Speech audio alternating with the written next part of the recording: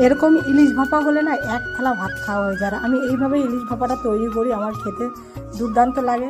বিশেষ করে কাঁচা মাছটা তোমরা যদি এইভাবে রান্না করো, অনেকেই পছন্দ করে খায়, কিন্তু আমি এইভাবেই রান্না করি। একদম গরম, একদম সাদামাটা ঝোল, সঙ্গে থাকবে কাঁচা লঙ্কা। তখন বাজে ভোর 5টা। আমার ওই টাইমেই প্রতিদিন কেন জানি না ঘুম ভেঙে যায়, জানো তো।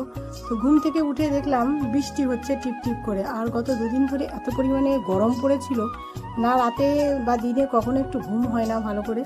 তাই ঠান্ডা ওয়েদার দেখে আর একটু ঘুমিয়ে পড়লাম। এত সুন্দর একটু ঘুম হলো, ঘুম থেকে উঠতে একটু দেরি হয়ে গেল। আজকে মেয়ের মর্নিং স্কুল ছিল, পাঠাইনি। তাই ভাবলাম আজকে, কালকে যে 3 পিস মাছ রান্না করেছিলাম, রাত্রে ভাজা খেয়েছিলাম, তো আজকে বাকিগুলো ভাপা করব। অনেকে অনেকভাবে ভাপা করে, কিন্তু আমি এইভাবে ভাপাটা করি। আমি টিফিন বাটিতে করে সিদ্ধ করেও ভাপা করি, কিন্তু আজকে আমি এইভাবে ভাপা করব।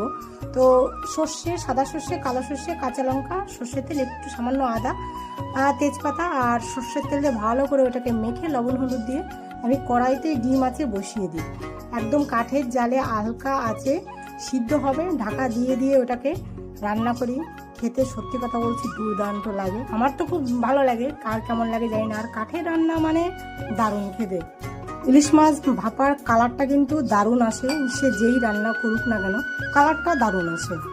যেহেতু আজকে ঠান্ডা ওয়েদার আছে, তাই ভাবলাম কাঁচকলার তরকারি হবে মাছের মাথাগুলো দিয়ে, আর মাছগুলো দিয়ে ভাপা হবে। এটা দিয়ে আজকে দুপুরের মেনু হবে। তো রান্নাটা কেমন লাগলো তোমরা কিন্তু অবশ্যই কমেন্টে জানাবে। আর আমি শুক্লা, আমার ভিডিওগুলো যদি তোমাদের ভালো লেগে থাকে, গরমে যতই কষ্ট হোক না কেন তবুও ভালো মন্দ রান্না করতে আমার বেশ ভালোই লাগে।